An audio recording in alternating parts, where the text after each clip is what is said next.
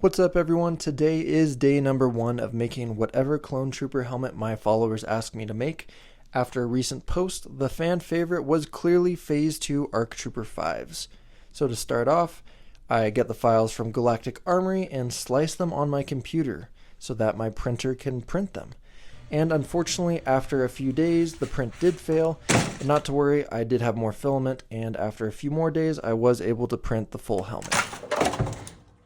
Because my 3D printer is an FDM printer, I do need to remove the supports, so with the help of a few handy tools, I'm able to remove all that extra plastic.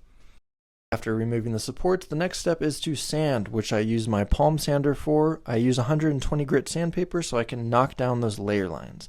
After that, I use modeling paste so that I can fill in the remaining areas that need attention. Modeling paste mixed with water makes it really easy to brush on, and I do about 4 to 5 layers.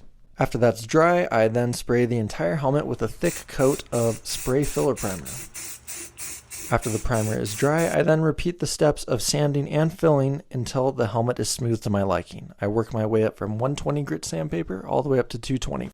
After the final layer of filler primer is on, I then spray the base coat. For the helmet, I use a satin white, and for all the attachments, I use a black. I spray thin coats so that there are no drips on the helmet.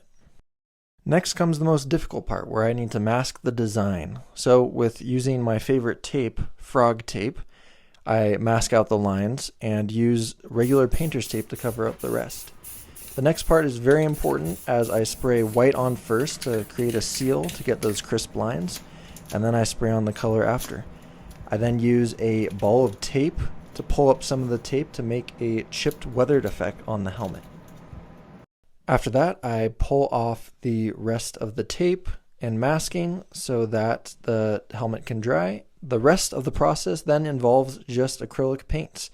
So I dab in gray acrylic paint into the recesses and use a damp paper towel to wipe them away. This creates a slightly weathered effect. The rest of the details are then done by hand, including the arrow and dots on the forehead. Then to finish it all, I cover the helmet with a matte acrylic based clear coat. After that's dry, I cut out on my Hobart welding face shield with the help of a stencil I created the visor. This is completely see-through so that anyone wearing the helmet can see through it, and it's simply inserted using a hot glue gun. And there you have it. There's the Phase 2 ARC Trooper 5's helmet. Make sure to comment below what helmet you guys want to see me make next, and thank you so much for watching. I'll see you guys in the next one.